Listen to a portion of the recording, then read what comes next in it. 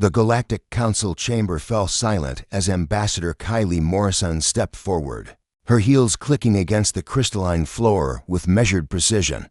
Behind her, Captain William Chen stood at attention, his military uniform bearing the scars of countless diplomatic missions gone wrong. For 300 years, humanity had played by the rules. They had smiled, negotiated, compromised, and retreated. They had watched as the Zenthri claimed their outer colonies, citing administrative errors in territorial agreements. They had remained calm when the Cravathi Trade Consortium imposed tariffs that crippled Earth's economy, calling it fair market regulation. They had even maintained composure when the Vorsinian Empire declared 12 human settlements as disputed zones and blockaded them for 2 decades. But today was different. Esteemed council members, Kylie began, her voice steady but carrying an edge that made the alien dignitaries shift uncomfortably in their seats. I stand before you not as a supplicant, but as a messenger, the Zenthri High Arbiter, a towering creature of chitin and arrogance, let out what passed for a dismissive laugh among his species. Another human complaint. Perhaps you wish to renegotiate the Phobos Accords again. We've heard your grievances for centuries, Ambassador. Your species' inability to accept galactic realities is not our concern.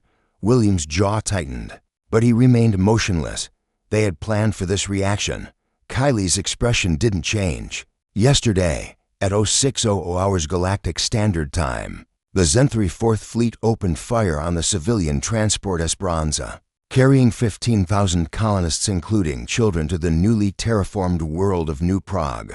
When Captain William Chen's destroyer, the Indomitable, moved to provide humanitarian assistance, your forces fired upon us as well.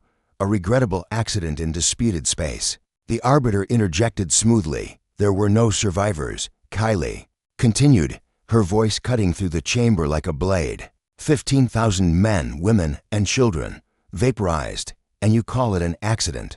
The Cravathi representative, a blob-like entity that communicated through bioluminescent pulses, flickered what the translation matrix interpreted as, humans die easily. This is known.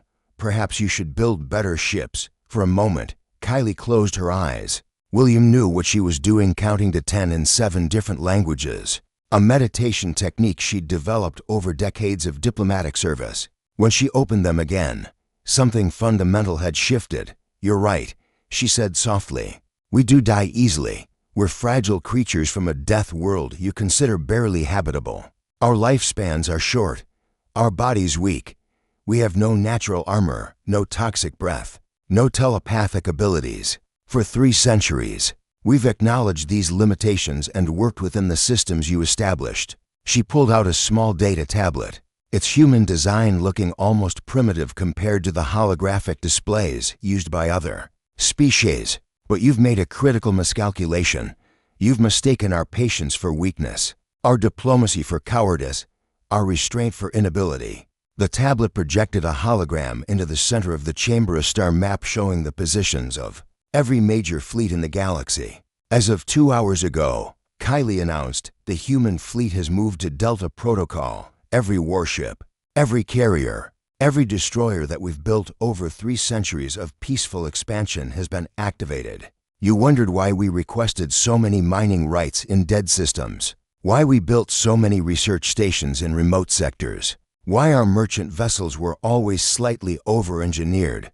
William stepped forward now, his voice resonating with military precision. We've been preparing, not because we wanted war, but because we knew this day might come. The day when patience ran out, when mercy became impossible, when forgiveness could no longer be offered. The hologram shifted, showing fleet movements. The assembled council members began to murmur in alarm as they realized the scope of what they were seeing. Humanity hadn't just built a defensive fleet, they'd constructed an armada that dwarfed the combined forces of the Council's 3 largest empires. This is madness, the Vorsinian ambassador hissed. You would wage war against the entire galaxy over 1 ship. Kylie's laugh was bitter and cold. 1 ship, 1 ship. Do you know how many accidents we've endured?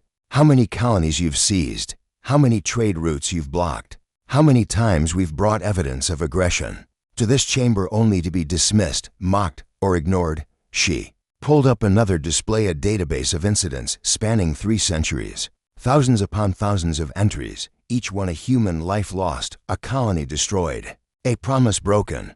We kept records, William said quietly, every injustice, every crime. Every time you told us to be patient, to wait for the proper channels, to trust in galactic law. We documented it all. We don't want your planets, Kylie continued.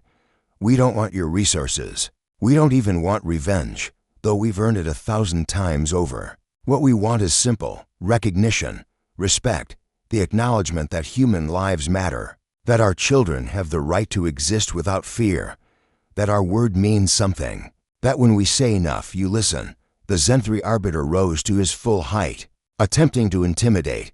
You cannot possibly believe you can defeat. The combined might of, we don't need to defeat you, William interrupted. We just need to make the cost of continuing this treatment so unbearable that you choose differently, and we're very, very good at making things unbearable. We evolved on a planet that tried to kill us every single day. We learned patience from ice ages that lasted millennia. We learned strategy from wars that consumed continents. We learned mercy from countless opportunities to destroy ourselves and choosing not to. Kylie deactivated the hologram and met the gaze of each council member in turn. This is your one chance, your only chance. You can choose to recognize humanity as equals, to honor our sovereignty, to punish those responsible for the Esperanza massacre, or you can choose war. But understand this: we will not negotiate anymore. We will not compromise. We will not retreat. The age of human patience, William concluded, has ended. The silence that followed was absolute, and in that silence, the course of galactic history changed forever. Because on that day, every civilization in the galaxy learned a truth that humans had known for millennia. The most dangerous beings in the universe are not the strongest, the fastest, or the most technologically advanced. They are the ones who have finally run out of patience.